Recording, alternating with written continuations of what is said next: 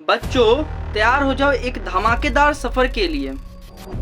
यहाँ हर दिन होगा एक नया सवाल और तुम ढूंढोगे उसका जबरदस्त जवाब। वेलकम है आपका सवाल जवाब बैच का क्लास 7 स्पेशल एडिशन में, जहाँ पढ़ाई होगी मजेदार और जवाब देना होगा एक जबरदस्त game.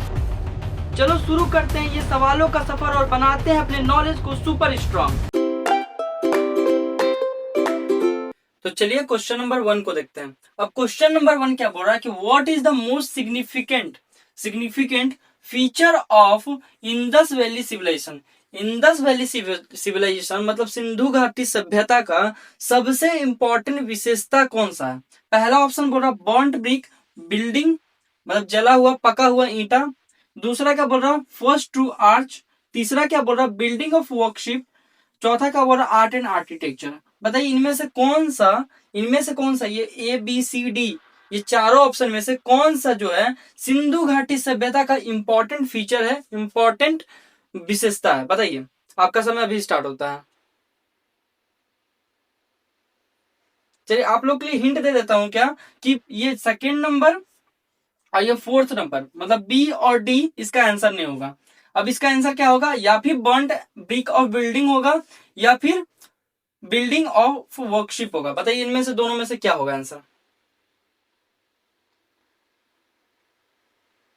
Building, burnt brick building. ठीक है, बर्न्ट ब्रिक बिल्डिंग होगा। ठीक है, तो इसका आंसर होगा क्वेश्चन आंसर नंबर ए होगा, बर्न्ट ब्रिक बिल्डिंग मतलब पका हुआ ईंटा होगा। ठीक है, अब थोड़ा सा इंडस वैली सिविलाइजेशन के बारे में समझ जाते हैं कि ये है क्या।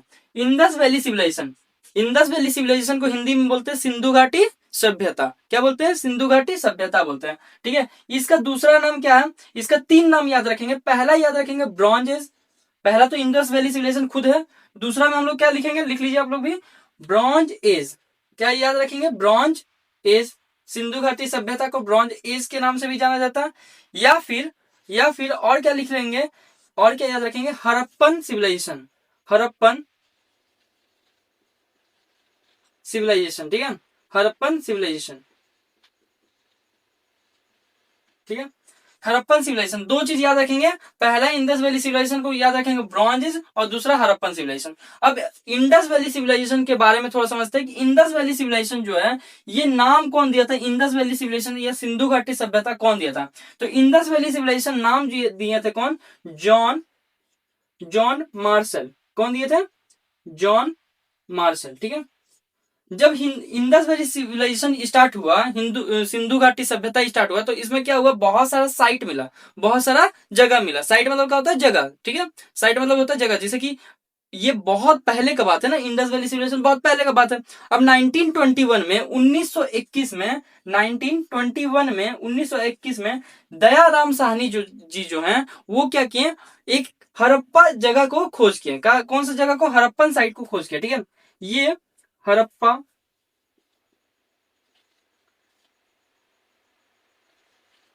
हड़प्पा ये हड़प्पा जगह जो है ये सिंधु घाटी सभ्यता का पहला जगह हुआ। ठीक है, पहला साइट हुआ। तो first site of Indus Valley civilisation कौन सा है? हड़प्पा है। ठीक है, हड़प्पा है, हड़प्पन साइट है। ठीक है, अब इसी के नाम पे ये पहला साइट हुआ, इसी के नाम पे क्या पड़ा? हड़प्पन सिविलाइजेशन भी इसका नाम पड़ गया। तो याद रखेंगे 1921 में दयाराम साहनी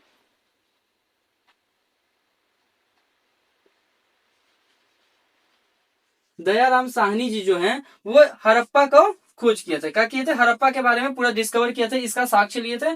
ठीक है, अब इंडस वैली सिविलाइजेशन के में कुछ इंपॉर्टेंट चीजें जो हुई थी, कुछ जो इंपॉर्टेंट चीजें मिली थी उसके बारे में समझते हैं। पहला चीज क्या मिला था? Burnt brick. क्या पता चला था यहाँ से? क्या एविडेंस मिला था? Burnt brick of building. Burnt brick of building मतलब क्या होता है कि पका हुआ ईंटा का घर, पका हुआ ईंटा का घर होता है। ठीक है, तो बर्न्ट ब्रिक बिल्डिंग मिला पहला से साक्ष्य। दूसरा साक्ष्य क्या मिला? एक ग्रेट बाथ मिला। क्या मिला? ग्रेट बाथ मिला। और कहां से मिला? मोहनजोदारो से। कहां से मिला? मोहनजोदारो से। ठीक है, Mohenjodaro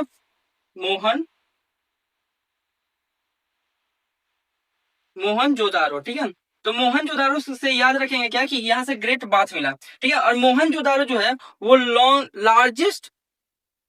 largest Indus Valley civilisation का साइट है, ठीक है, मतलब सबसे बड़ा इंडस वैली सिविलाइजेशन का कोई जगह है तो कौन सा है, मोहनजोदारो है, याद रहेगा, ठीक है। तो ग्रेट बाथ मिला, इसके अलावा और क्या मिला, तो ग्रेट ग्रेनरी मिला, ठीक है, ग्रेट ग्रेनरी मिला, ग्रेट ग्रेनरी मिला। ये कहां से मिला, तो ग्रेट ग्रेनरी मिला हम लोग को हड़प्पा जगह से, ठीक है, हड़प्पन साइड से मिला।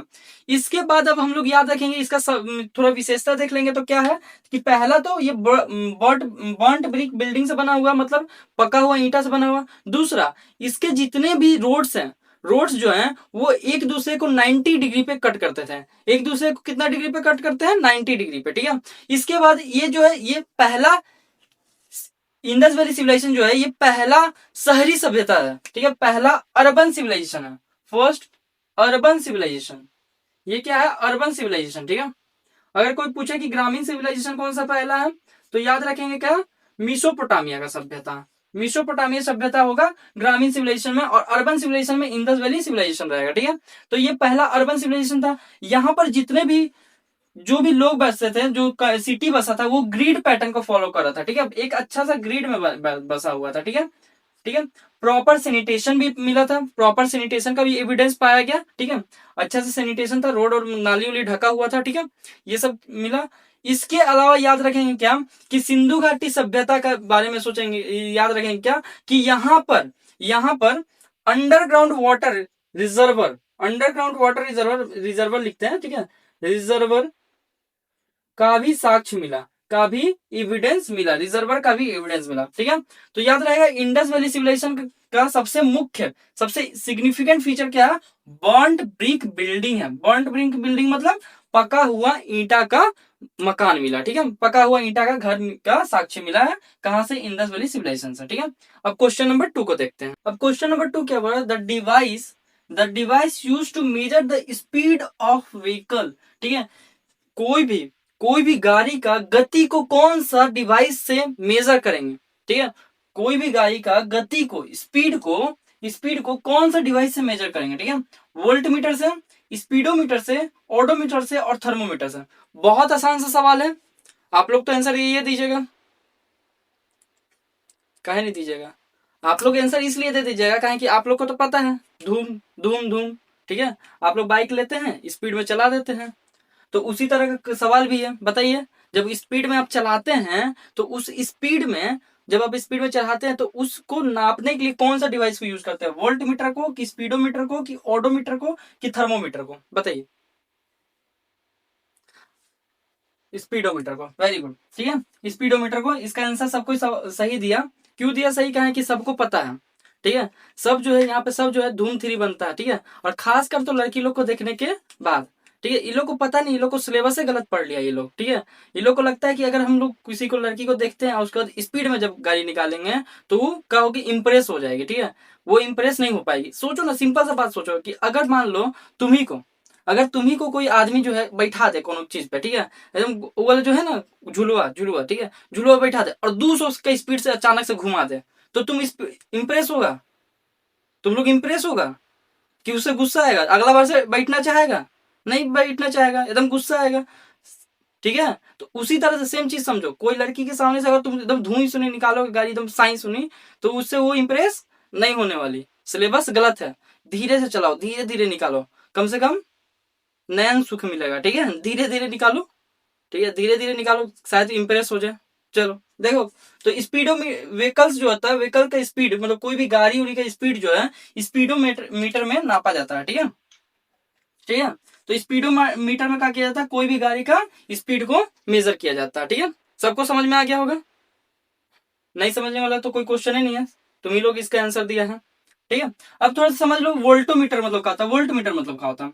तो अगर आप लोग को पता होगा कि बिजली, इलेक्ट्रिसिटी, अगर आप लोग को पता होगा तो इलेक्ट्रिसिटी का पोटेंशियल डिफरेंस जो होता है, वो काची में मेजर करते हैं, पोटेंशियल डिफरेंस को काची से मेजर करते हैं, काची से मेजर करते हैं, वोल्ट वोल्ट मीटर से, काची से मेजर करते हैं, वोल्ट मीटर से, ठीक है। पोटेंशियल डिफरेंस का यूनिट भी, एसआई यूनिट भी क्या होता है, वोल्ट होता है ना, तो याद रखेंगे पोटेंशियल डिफरेंस को काची से मेजर करते हैं, इलेक्ट्रिसिटी का पोटेंशियल डिफरेंस को वोल्ट मीटर से मेजर करते हैं, पोटेंशियल डिफरेंस का मतलब, ठीक है, समझ लीजिए पोटेंशियल डिफरेंस का मतलब क्या होता है। ठीक है, पोटेंशियल डिफरेंस को समझाने के लिए मैं एक एग्जांपल देता हूँ। एक एग्जांपल ध्यान से सुनिएगा कि मान लीजिए एक ये टंकी है। ठीक है, आप लोग सबका घर में 2 टंकी है।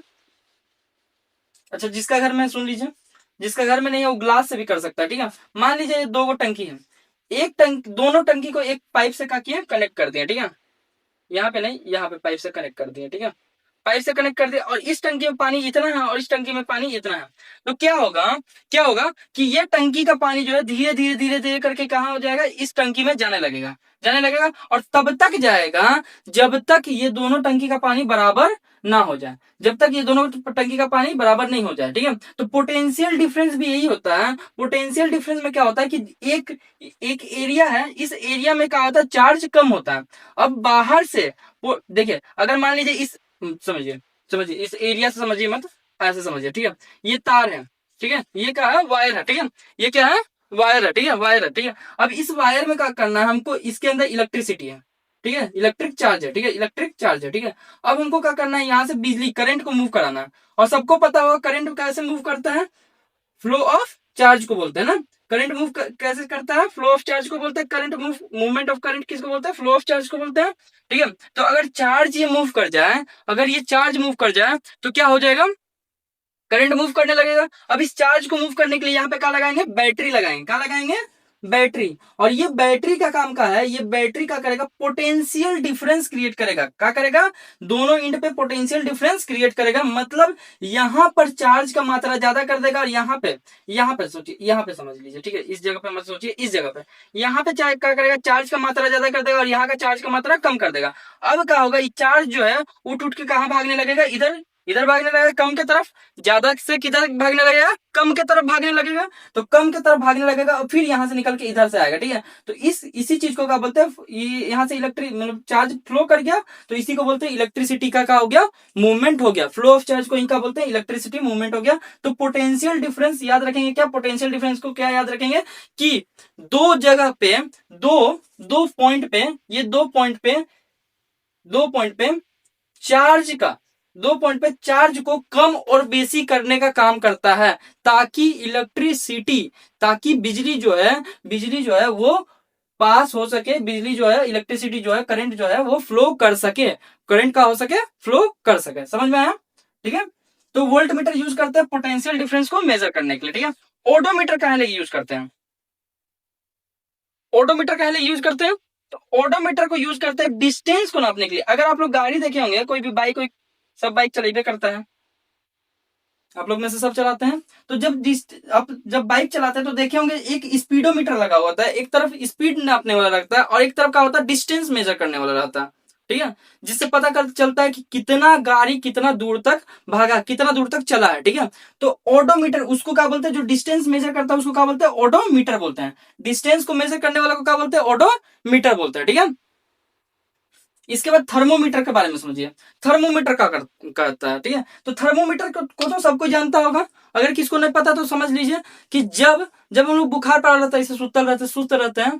ठीक है, जब बॉडी का टेम्परेचर ज्यादा हो जाता है, सुस्त रहते हैं, तो क्या होता है, एगो एगो रहता है ना डिवाइस, एगो छोटा सा मरकरी वाला, या फिर अभी तो डिजिटल भी चलने लगा है, तो डिजिटल को क्या किया जाता है, मुंह में ठूस दिया जाता है। ठीक है, डॉक्टर क्या करता है, मुंह में ठूस देता है। अब मुंह में ठूसा रहता है ऐसे ऐसे, या फिर इधर दबा देता है, और फिर ऐसे करके थोड़ा देर तक रहने देता है, फिर थोड़ा देर बाद क्या करता है, निकालता है। और पहले क्या होता था, मरकरी वाला में तो ऐसे ऐसे करके करता भी था। अब तो डिजिटल वाला में पूरा वहां पे लिखा हुआ रहता है, उसमें लिखा हुआ जाता है कि इतना डिग्री सेल्सियस है, 105 डिग्री, 110 डिग्री, 110 डिग्री नहीं जाएगा, 102, 103 हाईएस्ट। उससे ज्यादा जाएगा तो बुखार बहुत तेज है। ठीक है, माथा पे बुखार चढ़ गया, वो कहा जाता है ना। ठीक है, वहां पहुंच जाता है। तो थर्मोमीटर क्या करता है, बॉडी का टेम्परेचर को मेजर करता है। Measure temperature of body, temperature of body. ठीक है, बॉडी का टेम्परेचर को मेजर करने के लिए किसको यूज करता है, थर्मोमीटर को। अब क्वेश्चन का था, एक बार फिर से रिवाइज करवा दे रहा। क्वेश्चन क्या है कि the device use to measure, कौन सा डिवाइस को यूज किया जाता है मेजर करने के लिए, स्पीड, गति। स्पीड मतलब क्या होता है, गति, किसी भी गाड़ी का, किसी भी व्हीकल्स का गति को मापने के लिए, कौन सा डिवाइस को यूज करते हैं, तो आंसर क्या होगा, स्पीडोमीटर होगा। ठीक है, समझ में आ गया। तो क्वेश्चन नंबर 3 देखते हैं। क्वेश्चन नंबर 3 क्या बोल रहा है कि Shiv Kumar Sharma Shiv Kumar Sharma is associated with which instrument, Shiv Kumar Sharma जो है वो कौन सा यंत्र से संबंधित है, ठीक है, सितार से संबंधित है कि संतूर से संबंधित है कि नाद स्वरम से संबंधित है कि ढोलक से संबंधित है, ठीक है, मतलब कौन सा शिव कुमार शर्मा जो है इनमें से कौन सा इंस्ट्रूमेंट को बजाते हैं, सिंपल बात यही है, ठीक है, कौन सा इंस्ट्रूमेंट को बजाते हैं, सिंपल बात यही है कि शिव कुमार शर्मा जो है कौन सा इंस्ट्रूमेंट को बजाते हैं, चलिए बताइए, ठीक है, इसमें टाइमिंग भी स्टार्ट करते हैं, ठीक है, 5 सेकंड देंगे, ठीक है, 1 2 3 4 5, ठीक है, बन गया, ढोलक संतूर, संतूर और ढोलक आंसर आया है ऑनलाइन में, संतूर आ रहा है, ठीक है, तो आंसर संतूर आ रहा है, आंसर इसका क्या होगा, संतूर होगा, ठीक है, इसका आंसर क्या होगा, संतूर होगा, ठीक है, याद रखेंगे, संतूर याद रखेंगे, ठीक है। अब देखिए शिव कुमार शर्मा को कैसे याद रखेंगे, संतूर का एक और याद करवाते हैं, एक और व्यक्ति का याद करवाते हैं, क्या, भजन भजन लाल शर्मा, लिख लीजिए सब कोई, भजन लाल शर्मा, ठीक है, और संतूर का भी ये याद कर लीजिए, भजन लाल शर्मा लिख लिए, सुपारी, हाँ हाँ sorry sorry sorry, Lal Sharma नहीं, भजन सुपारी, सॉरी, ठीक है, भजन सुपारी, भजन सुपारी, ठीक है, चलिए याद करवाते हैं, ठीक है, देखिए शिव कुमार शर्मा संतूर का याद करा रहे हैं, ठीक है, संतूर को कौन जो है बजाता है, देखिए हर बार इस तरह का क्वेश्चन आता है, हर बार आता है क्वेश्चन कि ये जो है ये यंत्र से कौन संबंध रखता है, ये इन किसी व्यक्ति का नाम लिख देगा और बोलेगा कि ये कौन सा यंत्र को बजाते हैं, कौन सा इंस्ट्रूमेंट को बजाते हैं, ऐसा क्वेश्चन आता है हर बार, ठीक है, तो याद रखेंगे का संतूर का याद रखेंगे, दो को याद करवाएं, शिव कुमार और भजन सुपारी याद करवाएं, तो ऐसे याद रखिएगा कि संत, संतूर को क्या याद रखिएगा, संत से, संतूर को काची से याद रखना है, संत से याद रखना है, कि संतूर को काची से याद रखना है, संत से, ठीक है, तो संत लोग भजन कर रहे हैं किसका, शिव भगवान का, संत लोग भजन कर रहे हैं किसका, शिव भगवान का, याद रहेगा, संत लोग भजन कर रहे हैं किसका, शिव भगवान का, ठीक है, शंकर भगवान का भजन कर रहे हैं, ठीक है, याद रहेगा कि संतूर का क्या कैसे याद रखेंगे, संतूर को याद रखेंगे संत से, ठीक है, तो संत लोग भजन कर रहे हैं किसका, शिव भगवान का, याद रहेगा। चलिए अब इसके बाद देख लेते हैं किसका, सितार का, ठीक है, तो सितार का क्या होगा, सितार का एक याद रखिएगा नाम, रविशंकर, बहुत ही फेमस है, रविशंकर और उमा शंकर, रविशंकर और उमा शंकर याद रखेंगे किसका, उमा शंकर याद रखेंगे सितार का, ठीक है, रविशंकर और उमा शंकर, शंकर शंकर सितार, ठीक है, रविशंकर और उमा शंकर, बहुत आसान सा ये याद रहता है ना, हमेशा याद रहता है रविशंकर और उमा शंकर, ठीक है। इसके बाद याद रख लेते हैं किसका, तबला के बारे में देख लेते हैं, तो तबला कौन बजाता है, तो तबला में एक याद रखेंगे क्या, एक याद रखेंगे जाकिर हुसैन, किसके बारे में याद रखेंगे, जाकिर हुसैन, ठीक है, जाकिर हुसैन याद रखेंगे, और दूसरा याद रखेंगे अल्लाह रखा, अल्लाह रखा, ये भी बहुत ज्यादा फेमस है, ठीक है, अल्लाह रखा और जाकिर हुसैन, याद करने के लिए इसका ऐसे याद रखेंगे कि देखिए ढोलक जो है, ढोलक को जो है जाकिर ने, ठीक है, ऐसे याद रखिए, देखिए जाकिर जो है जाकिर का ढोलक जो है, जाकिर का ढोलक अल्लाह रख लिया, कौन रख लिया, जाकिर का ढोलक कौन रख लिया, अल्लाह रख लिया, ठीक है, जाकिर का ढोलक कौन रख लिया, अल्लाह रख लिया, इसको याद रखेंगे कैसे, जाकिर का ढोलक को किसने रख लिया, अल्लाह ने रख लिया, ठीक है, याद रखेंगे, ठीक है, तो शिव कुमार शर्मा किस इंस्ट्रूमेंट से संबंध रखते हैं, संतूर से, ठीक है, ट्रिक क्या चीज था, संत लोग भजन कर रहे हैं किसका, शिव भगवान का, ठीक है, याद हो गया। अब इसके बाद क्वेश्चन नंबर 4 को देखते हैं, क्वेश्चन क्या बोल रहा है कि which of the flowing draft planet, कौन सा ड्राफ्ट प्लेनेट जो है वो लाइज करता है एस्ट्रॉइड बेल्ट में, एस्ट्रॉइड बेल्ट में, ठीक है, कौन सा प्लेनेट लाइज करता है, कौन सा प्लेनेट है एस्ट्रॉइड बेल्ट के अंदर, अब सबको एस्ट्रॉइड बेल्ट तो पता होगा, पता है, नहीं पता है, चलिए बताते हैं, ठीक है, किसी किसी को पता है, ठीक है, चलिए सबके लिए बताते हैं, देखिए ये अर्थ है, अर्थ के बाद क्या है, मार्स, अर्थ के बाद क्या है, मार्स है, सबको पता होना चाहिए, तो प्लेनेट तो पता होगा ना, चलिए फिर प्लेनेट भी बताते हैं, देखिए ये क्या है, सन है, सन के बाद क्या है, मरकरी, वेनस, अर्थ, मार्स, ठीक है, अब इसके बाद एक एस्ट्रॉइड बेल्ट आता है, ठीक है, एस्ट्रॉइड का आता है, बेल्ट आता है, ठीक है, यहाँ पे छोटा छोटा छोटा छोटा एस्ट्रॉइड बेल्ट आता है, ठीक है, ऐसा छोटा छोटा एस्ट्रॉइड बेल्ट आता है, याद रहेगा। इसके बाद आता है Jupiter, Jupiter, Saturn, Uranus, Neptune, Jupiter, Saturn, Uranus, Neptune, ठीक है। अब बोल रहा है क्या कि कौन सा ड्वार्फ प्लैनेट जो है, ड्वार्फ प्लैनेट जो है इस एस्ट्रॉइड बेल्ट के अंदर है। अच्छा, इस एस्ट्रॉइड बेल्ट के अंदर वाला प्लैनेट को क्या बोलते हैं, लिख देते हैं, मरकरी, ठीक है, वेनस, ली जल्दी, मरकरी, वेनस, अर्थ, मार्स, जुपिटर, सैटर्न, यूरेनस और नेपच्यून, ठीक है, याद रहेगा। अब ये क्या आता है, एस्ट्रॉइड बेल्ट है, ये क्या है, एस्ट्रॉइड बेल्ट, एस्ट्रॉइड बेल्ट, ठीक है। अब इस एस्ट्रॉइड बेल्ट के अंदर, इस एस्ट्रॉइड बेल्ट के अंदर, इस एस्ट्रॉइड बेल्ट के अंदर जो प्लेनेट, चार प्लेनेट आता है, इन चारों प्लेनेट को क्या बोलते हैं, इन चारों प्लेनेट को क्या बोलते हैं, सन है ना, इन चारों प्लेनेट को बोलते हैं इनर प्लेनेट, क्या बोलते हैं, इनर प्लेनेट बोलते हैं, क्या बोलते हैं, इनर प्लेनेट बोलते हैं। और इस एस्ट्रॉइड बेल्ट के बाहर, इस एस्ट्रॉइड बेल्ट के बाहर ये जो चार प्लेनेट आता है इसको बोलते हैं आउटर प्लेनेट, क्या बोलते हैं, आउटर प्लेनेट बोलते हैं। अब क्वेश्चन समझिए कि इस एस्ट्रॉइड बेल्ट में कौन सा ड्वार्फ प्लेनेट प्रेजेंट है, कौन सा ड्वार्फ प्लेनेट है, ठीक है, इरिस है कि मैकमैक है कि सीरिस है, सीरियस है कि होमिया है, होमिया है, कौन सा है बताइए, ठीक है, बताइए। चलिए आप लोग को आसान करने के लिए दो ऑप्शन काटने वाले हैं हम, ठीक है, 50-50 वाला, ठीक है, बताइए, दो ऑप्शन काटने वाले हैं, इरिस नहीं होगा, ठीक है, होमिया नहीं होगा, अब मैकमैक और कौन सा बच गया, सीरीज बच गया, इसमें से बताइए कौन सा होगा, सीरीज, मैकमैक, मैकमैक होगा नहीं, ठीक है, सीरीज होगा, ठीक है, जो जो मैकमैक्स बोल रहा था सबका गलत है ना, सीरीज होगा।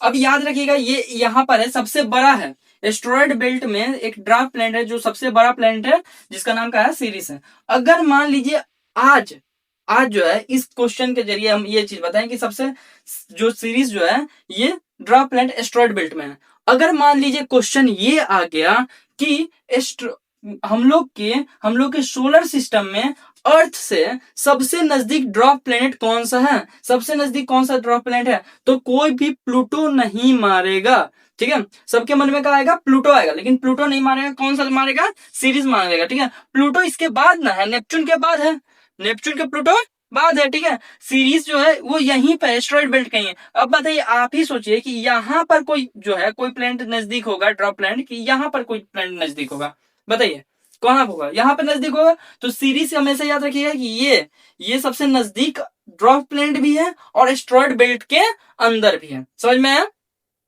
इनर प्लैनेट समझ में आया, आउटर प्लैनेट, ठीक है, ठीक है, चलिए, ठीक है, अब समझ में आ गया तो अभी ही याद कर लीजिए, ठीक है। आगे एक बात और सुन लीजिए कि जिसको भी ऐसा लगता है, जिसको भी लगता है ना कि अभी तो बहुत टाइम है, कल याद कर लेंगे, क्लास में क्या याद करते हैं, क्लास के बाहर याद कर लेंगे, तो याद रखिए जिसको भी क्लास के अंदर याद नहीं हो रहा वो उसका इस बार फिर से सिलेक्शन नहीं हो पाएगा, ठीक है, जिसको भी क्लास के अंदर याद नहीं हो पा रहा उसका सिलेक्शन नहीं हो पाएगा, इसलिए 100% फोकस कीजिए, ठीक है, फोकस से रहिए, हर चीज याद हो जाएगा, बहुत बड़ा बात तो है नहीं, ठीक है, तो एकदम फोकस से रहिए, ठीक है, नहीं तो थोक के भाव में आप भी चले जाइएगा, ठीक है। तो हमेशा याद रखिए कि क्लास के अंदर ही याद कर लेना, क्लास में ही याद कर लेना, घर जाके रिवीजन करना, बहुत सारा काम है घर जाके, तो आप लोग को वैसे भी बहुत सारा काम है, देखिए कुछ लोग सोचते हैं कि घर में जाके पढ़ लेंगे, ठीक है, और घर में जाके तो बहुत सारा काम है, ठीक है, पहला काम है, दूसरा कॉल में बात करना, फोन पे बात भी करना, ठीक है, आप लोग को तो याद रखिएगा क्या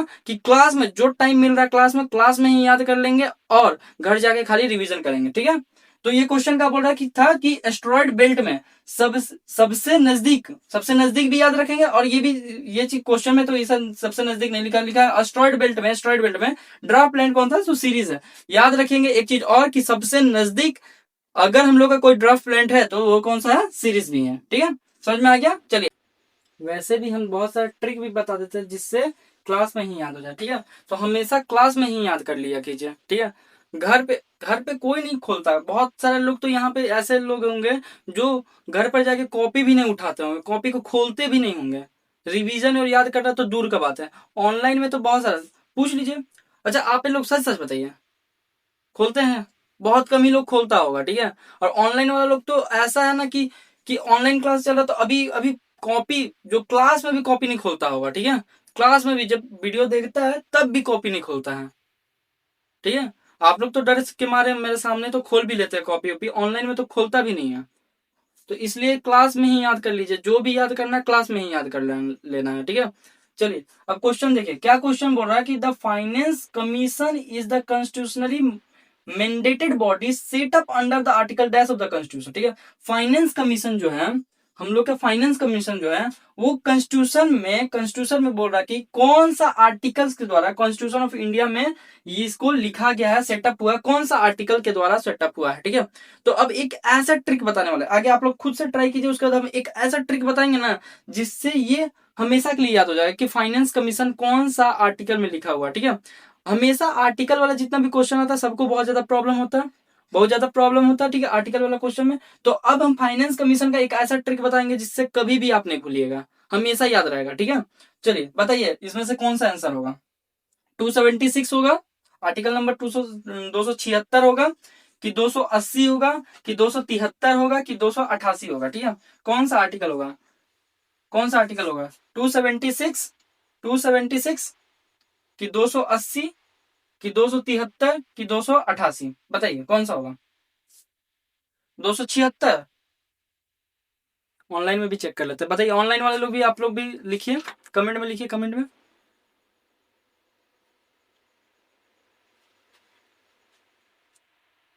288 पे बहुत ज्यादा वोट आ रहा है, ठीक है। बहुत ज्यादा लोग 288 बोल रहे हैं, जो लोग भी 288 बोल रहा है सब कोई सही नहीं है, ठीक है। जो लोग भी 288 बोल रहा है सब कोई सही नहीं है, ठीक है। 280 कौन कौन बोला?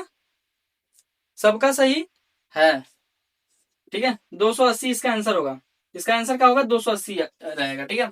280 आर्टिकल नंबर 280 में फाइनेंस कमीशन का जिक्र हुआ, किसका जिक्र हुआ? फाइनेंस कमीशन का जिक्र हुआ। और उसी आर्टिकल के द्वारा फाइनेंस कमीशन को क्या किया गया है? एस्टेब्लिश किया गया है, ठीक है। अब याद रखिएगा 280 कैसे याद रखेंगे कि 280 में फाइनेंस कमीशन को याद जिक्र हुआ। तो हमेशा याद रखिएगा कि हम लोग क्या करेंगे, हम लोग 280 रुपया में, 280 रुपया में, ट्रिक यही है, देख लीजिए, ठीक है। जब भी आपके पास 280 रुपये आए, बस आप एक चीज सोचिएगा, क्या सोचिएगा? कि हम लोग फाइनेंस कमीशन को खरीद सकते हैं।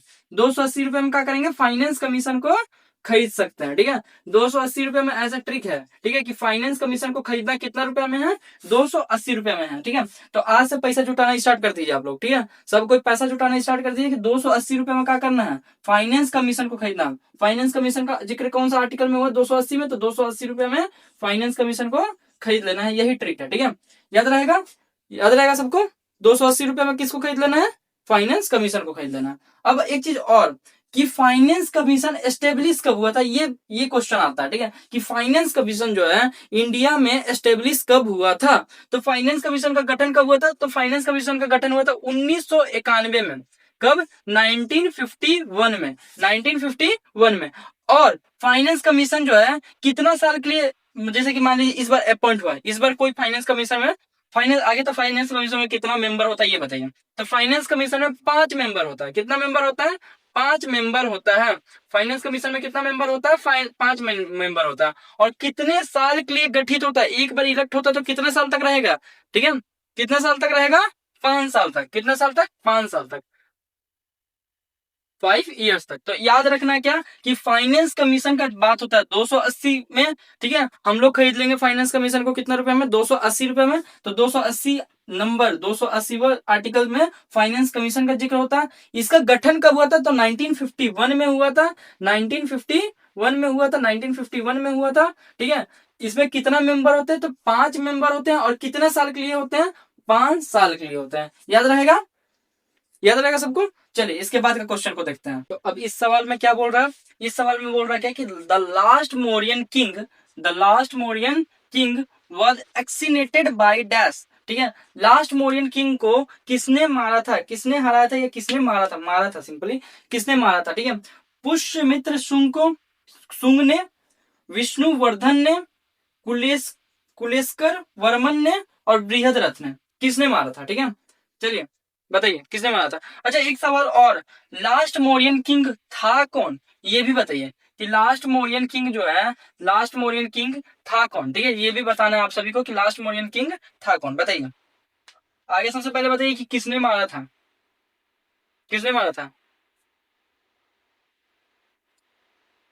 काटे ऑप्शन, चले ठीक है काटते हैं। चलिए ये नहीं होगा और ये नहीं होगा, ठीक है। विष्णुवर्धन ने होगा और कुलकेश्वर वर्मन ने होगा, बताइए। या फिर बृहद्रथ होगा या पुष्यमित्र शुंग होगा, बताइए कौन सा होगा। बृहद्रथ, जय गधालो।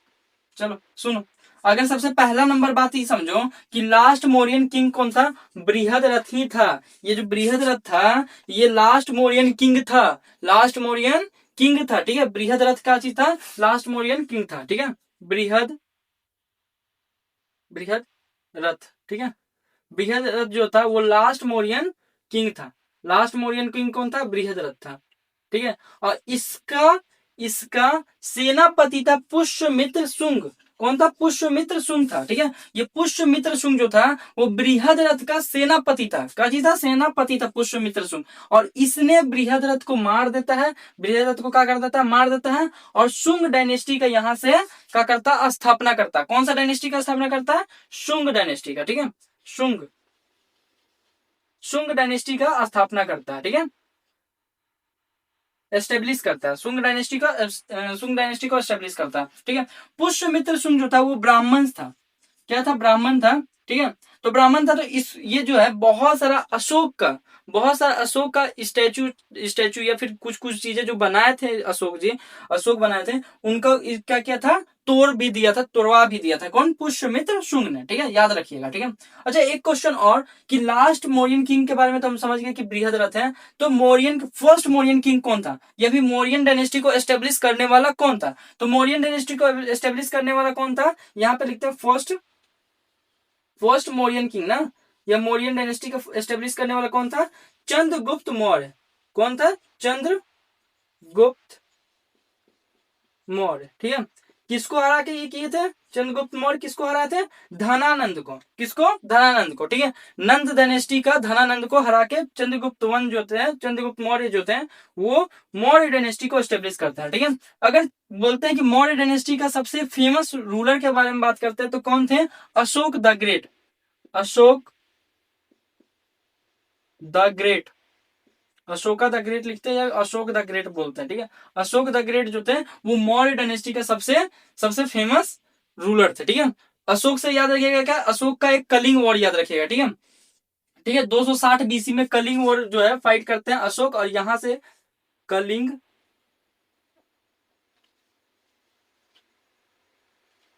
कलिंग वॉर फाइट करते हैं अशोक, और उसके बाद ये क्या करते हैं, यहाँ पे इतना ज्यादा खून खराब होता है कि अशोक जो है उस चीज को देखने के बाद अपना धर्म परिवर्तन कर देते हैं और शांति पीसफुल मेथड से उसके बाद रूल करते हैं, ठीक है। पीसफुल मेथड से उसके बाद रूल करते हैं, बुद्धिज्म को अपना लेते हैं, ठीक है।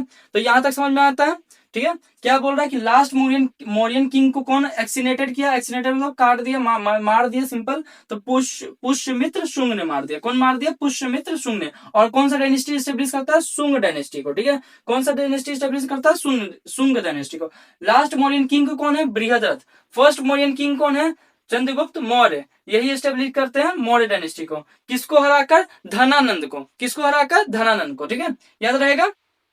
चलिए अब आगे इसके बाद का क्वेश्चन को देखते हैं, तो चलिए इस क्वेश्चन को बनाते हैं, ठीक है। ये क्वेश्चन का बोला, the electrical equivalent of one horse power is equals to dash in the international system of unit. International system unit मतलब जिसको एसआई यूनिट भी बोला जाता है, जिसे एसआई यूनिट में सब तो सुने होंगे, इसके बारे में नहीं सुने होंगे, इसके बारे में सुने होंगे ना, कि लेंथ का मीटर होता है, ठीक है, वजन मास का केजी होता है, टाइम का सेकंड होता है। उसी तरह से बोल रहा है क्या कि पावर का वैसे पावर का ही बात हो रहा है कि 1 हॉर्स, आगे समझिए 1 हॉर्स पावर मतलब क्या होता है, ठीक है। आगे 1 हॉर्स पावर को समझिए, फिर समझ में आएगा क्वेश्चन, ठीक है।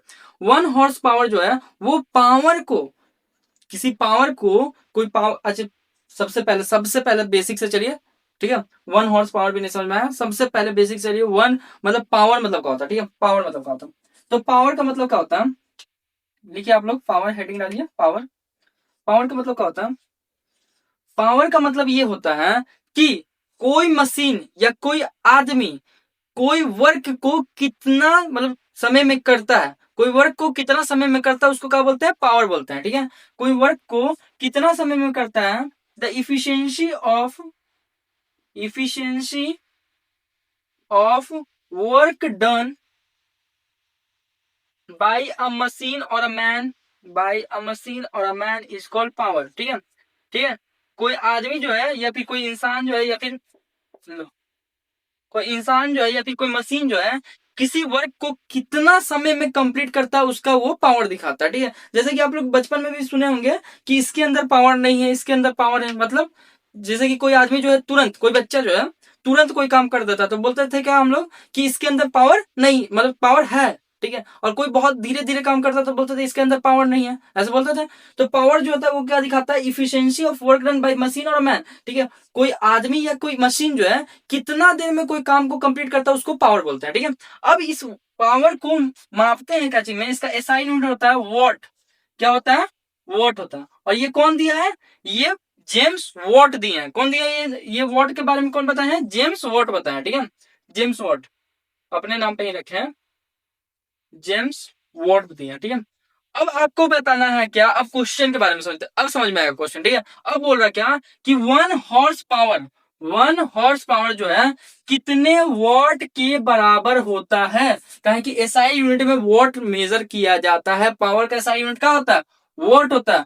तो 1 हॉर्स पावर जो है कितने वॉट का बराबर होता है, 716 वॉट का बराबर होता है, कि 746 वॉट का बराबर होता है, मतलब 746 वॉट, कि 756 756 वॉट का बराबर होता है, कि 776 वॉट का बराबर होता है, बताइए क्या होगा इसमें आंसर, ठीक है। चलिए आपका, आपके लिए एक सुविधा के लिए क्या करते हैं, एक इस बार क्या करेंगे, एक काटेंगे, ठीक है, एक ऑप्शन को काटेंगे, ठीक है। सबको ये सुन लीजिए, सबको कहते हैं कौन सा ऑप्शन काटे बताते हैं। चलिए ए नंबर काट देते हैं, आप लोग सब ए नंबर बोल रहे थे ना, ए नंबर काटते हैं, ए नंबर इसका आंसर नहीं होगा। अब बताइए कौन सा होगा, या फिर सी होगा, कि बी होगा, कि डी होगा, 746 होगा, कि 756 होगा, कि 776 होगा, कौन सा होगा। एक वॉट में, एक वॉट मतलब एक 1 हॉर्स, 1 हॉर्स वॉट पावर में कितना वॉट होता है, ठीक है, बताइए। चलिए सबको गलत आंसर दे रहा है, आंसर क्या होगा, 746 वॉट होगा। कितना आंसर होगा, 746 वॉट होगा, ठीक है। एक एक 1 हॉर्स पावर में कितना होता है, 746, 746 वॉट होता है, 746 वॉट होता है, ठीक है। 1 हॉर्स पावर में कितना होता है, 746 वॉट होता है, समझ में आया, सबको समझ में आ गया। क्वेश्चन क्या बोल रहा है कि Tropic of Cancer, Tropic of Cancer जो कि 23.5 डिग्री से पार होता है, 23.5 डिग्री से पास होता है, वो इंडिया का कौन सा स्टेट से पार होता है। ये 4 ऑप्शन है, ठीक है। पंजाब से पार होता है, कि महाराष्ट्र से पास होता है, कि छत्तीसगढ़ से पास होता है, कि केरला से पास होता है, ठीक है। ट्रॉपिक ऑफ कैंसर जो है, ट्रॉपिक ऑफ कैंसर अगर भारत का मैप देखिए तो भारत का मैप में बीचों बीच, ऐसे बीचों बीच जो है एक ट्रॉपिक ऑफ कैंसर गुजरा है, ठीक है। ऐसे बीचों बीच क्या गुजरा है, ट्रॉपिक ऑफ कैंसर गुजरा है, जो कि 23.5 डिग्री पर से पार होता है, 23.5 डिग्री से पास होता है। जैसे 1/2 भी लिख सकते हैं, 30 भी लिख सकते हैं, चलिए 30 लिख देते हैं, ठीक है। इतना से पास होता है। अब इसमें बताना क्या है कि ये कौन कौन सा स्टेट से, पंजाब से पास होता है, कि छत्तीसगढ़ से पास होता है, कि महाराष्ट्र से पास होता है, कि केरला से पास होता है। बहुत आसान क्वेश्चन है, आप ही लोग आंसर दीजिए। ऑनलाइन में आंसर आया है महाराष्ट्र, केरला, छत्तीसगढ़, छत्तीसगढ़, ठीक है, छत्तीसगढ़ आंसर आ रहा है, ठीक है। छत्तीसगढ़ इसका ज्यादातर आंसर है आप लोग का, सब छत्तीसगढ़ ही है। ठीक है, छत्तीसगढ़ ही आंसर होगा। ठीक है, इसका आंसर क्या होगा? छत्तीसगढ़ होगा। तो अब हम लोग क्या करेंगे, आगे समझ लेते हैं कि ट्रॉपिक ऑफ कैंसर जो है, थोड़ा ट्रॉपिक ऑफ कैंसर के बारे में ये समझ लेते हैं कि ट्रॉपिक ऑफ कैंसर जो है इंडिया का कौन कौन सा स्टेट से पार होता है। तो 8 स्टेट से पार होता है। ट्रॉपिक ऑफ कैंसर कितने स्टेट से पार होता है?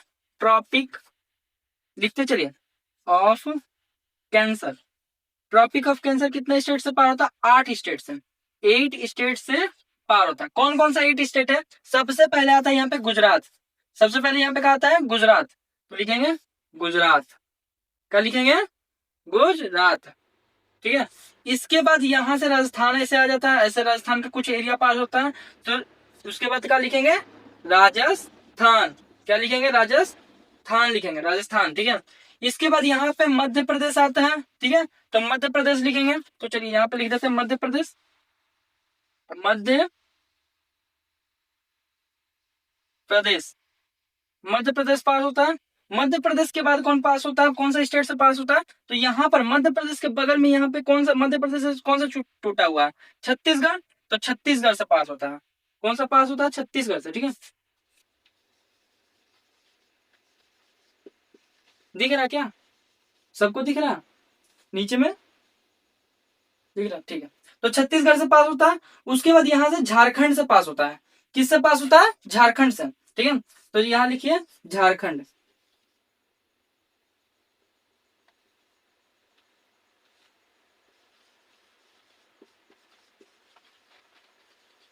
इसके बाद यहां से वेस्ट बंगाल। किससे? वेस्ट बंगाल से, वेस्ट बंगाल से। और उसके बाद यहाँ पे त्रिपुरा, नॉर्थ ईस्ट में त्रिपुरा और मणिपुर, त्रिपुरा और मणिपुर दो, नहीं सॉरी, त्रिपुरा और मिजोरम। ठीक है, त्रिपुरा और मिजोरम से दो स्टेट से पास होता है। नॉर्थ ईस्ट में 2 स्टेट से, त्रिपुरा और दूसरा मिजोरम। ठीक है, नहीं दिख रहा होगा दो को, तो हम यहाँ लिख दे रहे दो को। ठीक है, ये दो को यहाँ लिख दे रहे, त्रिपुरा और दूसरा क्या है? मिजोरम। ठीक है, जो नीचे में दो को नहीं दिखा उस दो को ऊपर भी लिख दिया है। ठीक है, आप लोग देख लीजिएगा, त्रिपुरा और मिजोरम। तो क्या कौन कौन सा स्टेट हुआ? 8 स्टेट कौन कौन सा हुआ जो ट्रॉपिक ऑफ कैंसर जिससे पास होता है? 8 स्टेट कौन कौन सा हुआ?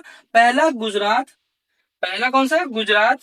दूसरा राजस्थान, गुजरात के बाद कौन सा? राजस्थान। ठीक है, उसके बाद मध्य प्रदेश, मध्य प्रदेश, छत्तीसगढ़, झारखंड, वेस्ट बंगाल, और दो गो नॉर्थ ईस्ट का त्रिपुरा और मिजोरम। ठीक है, अब याद करवाते हैं। ठीक है, देखिए मिटा रहे हैं, आप लोग बताइएगा। चलिए आप लोग सबको बताइएगा। ठीक है, चीटिंग नहीं करना है। अब तो लोग करबे करेगा चीटिंग, हमको पता है।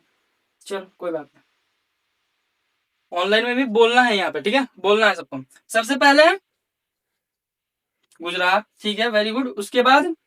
उसके बाद राजस्थान, फिर मध्य प्रदेश, छत्तीसगढ़, झारखंड, वेस्ट बंगाल, त्रिपुरा, मिजोरम। ठीक है, गुजरात, गुजरात, राजस्थान, मध्य प्रदेश, छत्तीसगढ़, झारखंड, वेस्ट बंगाल, त्रिपुरा और मिजोरम। ठीक है, गुजरात, छत्तीसगढ़, आंख बंद करके, अब सबको आंख बंद करके। ठीक है, गुजरात, छत्तीसगढ़, उसके बाद मध्य प्रदेश, वेरी गुड। गुजरात और राजस्थान, सॉरी, गुजरात, राजस्थान, मध्य प्रदेश, छत्तीसगढ़, झारखंड, वेस्ट बंगाल, त्रिपुरा, मिजोरम। एक बार और, क्या बोलते हैं? गुजरात, गुजरात से स्टार्ट होता है। गुजरात, राजस्थान, मध्य प्रदेश, छत्तीसगढ़, झारखंड, वेस्ट बंगाल, त्रिपुरा, मिजोरम। फिर से गुजरात, राजस्थान, मध्य प्रदेश, छत्तीसगढ़, झारखंड, वेस्ट बंगाल, त्रिपुरा और मिजोरम। ठीक है, याद हो गया? तो इनमें से कौन सा होगा? छत्तीसगढ़ यहाँ पे लिखा हुआ है, ना ही मध्य प्रदेश का बात हो रहा, ना ही त्रिपुरा का बात हो रहा, ना ही राजस्थान का, ना ही वेस्ट बंगाल का, ना ही झारखंड का, ना ही मिजोरम का। तो कौन सा खाली लिखा हुआ? छत्तीसगढ़ लिखा हुआ। तो आंसर का होगा छत्तीसगढ़। ठीक है, ट्रॉपिक ऑफ कैंसर किससे पास होता है? 8 स्टेट याद करवा दिए। यहाँ पर ऑप्शन छत्तीसगढ़ है। जरूरी थोड़ी ना एग्जाम में छत्तीसगढ़ ही होगा, मध्य प्रदेश भी हो सकता है, उड़ीसा भी हो सकता है। उड़ीसा नहीं होगा आंसर, लेकिन वेस्ट बंगाल हो सकता है, झारखंड हो सकता है। तो इसीलिए 8 याद करवा दिया। ठीक है, 8 स्टेट से पास होता है। ठीक है, 8 स्टेट से। चलिए आगे देखते हैं, इसके बाद का क्वेश्चन को देखते हैं। ये क्वेश्चन जो है, ये क्वेश्चन करंट अफेयर से रिलेटेड है, ठीक है। और इस तरह का क्वेश्चन है आगे, तो ये क्वेश्चन पे टिक मारिए, ये बहुत बहुत इंपॉर्टेंट है, वेरी वेरी इंपॉर्टेंट, ठीक है। पक्का आएगा, लिख के ले लीजिए, कोई ना कोई एग्जाम में ये जरूर आएगा, ठीक है। क्वेश्चन ये जरूर क्वेश्चन आएगा, लिख लीजिए, ठीक है। तो एकदम अभी ही याद कर लेना ये क्वेश्चन को। क्या क्वेश्चन बोल रहा है कि who emerge victorious, who emerge victorious in the 71st senior national men's kabaddi championship. बोल रहा क्या कि 71वां senior national men's kabaddi championship में कौन जीता था? कौन जीता था? रेलवे जीता था, कि पंजाब जीता था, कि सर्विस जीता था, कि उत्तर प्रदेश जीता था? ये चारों ऑप्शन में से कौन जीता था? 71st senior national kabaddi championship कौन जीता था? ठीक है, टाइम अब स्टार्ट होता है। 1 2 3 4 5, काफी है इतना देर। बताइए, रेलवे, उत्तर प्रदेश और पंजाब भी, पंजाब भी होगा आंसर। सर्विस भी, सर्विस बहुत कम लोग आ रहा, सर्विस ही आंसर होगा, ठीक है। सर्विस ही इसका आंसर होगा, ठीक है। कौन जीता था? 71वां नेशनल मेंस कबड्डी चैंपियनशिप कौन जीता था? सर्विस टीम जीता था, ठीक है। और ये विनर हुआ था, सर्विस टीम विनर हुआ था। अगर बोलेगा रनर अप कौन हुआ था, रनर अप समझते हैं? उप विजेता, उप विजेता कौन हुआ था? रनर अप कौन हुआ था? रनर ऑफ, रनर ऑफ कौन हुआ था? उप विजेता कौन हुआ था? तो रेलवे हुआ था। कौन हुआ था? इसमें इसीलिए टिक किया, रेलवे हुआ था। रनर ऑफ कौन हुआ था? रेलवे, ठीक है। रेलवे जो है रनर ऑफ हुआ था, ठीक है। और विनर कौन हुआ था? सर्विस हुआ था, सर्विस जीता था। सर्विस इस मैच को जीत जाता है और किसको हराता है? रेलवे को हरा के जीतता है, ठीक है। अच्छा, ये चारों जो है क्वार्टर फाइनल पार करते हैं, ठीक है। रेलवे जो है पंजाब को हराता है और सर्विस उत्तर प्रदेश को हराता है। फिर रेलवे और सर्विस के बीच में होता है और सर्विस जीत जाता है, उत्तर रेलवे जो होता है वो उप विजेता हो जाता है, ठीक है। याद रहेगा। चलिए, इसके बाद का क्वेश्चन को देखते हैं। Dash is the metal used for making filament of the light bulb. Light bulb का मतलब सिंपल बल्ब का फिलामेंट जो है, बल्ब का जो फिलामेंट होता है वो किससे बनता है? कॉपर से बनता है, कि निक्रोम से बनता है, कि निकल से बनता है, कि टंगस्टन से बनता है? ठीक है, बहुत आसान सा क्वेश्चन है। क्या होगा? टंगस्टन होगा, ठीक है। बहुत आसान सा क्वेश्चन था, इसका आंसर होता है टंगस्टन, ठीक है, सबको पता है, ठीक है। कोई कोई निक्रोम भी बोल रहा है, उसका भी अभी हम डाउट क्लियर कर देंगे, कहा बोल रहा है हमको समझ में आ गया, ठीक है। देखिए, अगर आप लोग को याद होगा कि हम लोग बचपन में जो है एक सूर्या बॉल खरीदते थे, ठीक है, ऐसा दिखता था। उसका रिफ्लेक्शन यहाँ दिख रहा होगा, इस जगह पे दिख रहा होगा, ठीक है। आगे जो लगा हुआ नहीं है सूर्या बॉल, जो आप लोग को चमकता है, हाँ, इस जगह पे दिख रहा होगा, इसी जगह पे दिख रहा होगा, ठीक है। लाइटे पे कहीं मार रहा होगा, चलो, ठीक है। तो उस, अब बताते हैं क्या, ठीक है, इस तरह से बॉल, इस ऐसा तो नहीं रहता था, ऐसा रहता था, ऐसा, और यहाँ पे काला सा रहता था, ऐसे ऐसे करके काला वाला सा रहता था। और इसके अंदर ऐसे ऐसे करके एक का होता था, लाइनिंग होता था, ठीक है। और ऐसे ऐसे ऐसे ऐसे कनेक्ट होता था। तो ये जो होता था ऐसे ऐसे ऐसे ऐसे, ई वाला जो है, इसी को बोलते हैं टंगस्टन बोलते हैं, ठीक है। जैसे इलेक्ट्रिसिटी पास होता था, जैसे बिजली यहां से जाता था, ये जो है ऐसे वायर से कनेक्टेड होता था, ठीक है। चलिए, बैटरी बना देते हैं, सब कुछ बना देते हैं। बैटरी का काम पोटेंशियल डिफरेंस क्रिएट करना, अभी थोड़ा देर पहले बताया था ना फर्स्ट क्वेश्चन में, हाँ, ठीक है, पोटेंशियल डिफरेंस क्रिएट करना, ठीक है। चलिए, तो बताइए, अब पोटेंशियल डिफरेंस को काची से नापते हैं? वोल्ट मीटर से। Very good. चलिए, तो ये जो गोल ऐसे हिलता हुआ है, इसको बोलते हैं टंगस्टन। सूर्या बॉल में दिखता होगा, ठीक है, बचपन में खरीदते थे 10 रुपए का, 10 रुपए का नहीं मिलता था पीला वाला बॉल, हाँ, 100 वाट वाला, 100 वाट भी फेमस है, 100 वाट से भी फेमस है। तो वो काची से बनता था? यहाँ पे ये वाला था टंगस्टन से बनता था। जैसे इसमें बिजली पार होता था, जैसे इसमें इलेक्ट्रिसिटी पास होता था, ये जो है गर्म होके जलने लगता था। जलना मतलब समझते, ग्लो करने लगता था, ठीक है। गर्म होके ग्लो करने लगता था और पूरा लाइट देता था, ठीक है, जो अभी दिख भी रहा होगा यहाँ पे, ठीक है। वो भी टंगस्टन है, ठीक है। अब कुछ लोगों को डाउट हो रहा था निक्रोम से। निक्रोम कहाँ यूज होता है? देखिए, निक्रोम जो होता है, अगर आप लोग के घर में हीटर होगा तो हीटर में गोल वाला के बीच में जो गोल ऐसे ऐसे नहीं होता, उसको बोलते हैं निक्रोम। वो का चीज से बनता है? निक्रोम से बनता है। तो याद रखेंगे कि निक्रोम कहाँ यूज होता है? हीटर के अंदर। निक्रोम कहाँ यूज होता है? हीटर के अंदर यूज होता है। समझ में आ गया? तो लाइट बल्ब के अंदर किस चीज का यूज होता है? टंगस्टन का। याद रहेगा, लाइट बल्ब के अंदर जो फिलामेंट होता है वो फिलामेंट, इसी को फिलामेंट भी बोलते हैं ना, इसी को फिलामेंट बोलते हैं। और ये कांची से बना हुआ रहता है? टंगस्टन का बना हुआ रहता है। समझ में आ गया? तो चलिए आज की क्लास इतना ही था। उम्मीद करते हैं कि आपको आज जो कुछ भी बताया वो सब आपको अच्छा लगा होगा, समझ में आया होगा और सब कुछ याद भी हुआ होगा। ठीक है, अगर आपको सब कुछ समझ में आया, सब कुछ याद हुआ, तो आप वीडियो को लाइक कीजिए और अगर चैनल पे नए हैं तो चैनल को सब्सक्राइब करें। ठीक है, और उन लोगों को शेयर करें जिनको रियल में इस तरह का चीजें, इस तरह का वीडियो चाहिए, ताकि उनका भी एग्जाम इस बार क्लियर हो सके।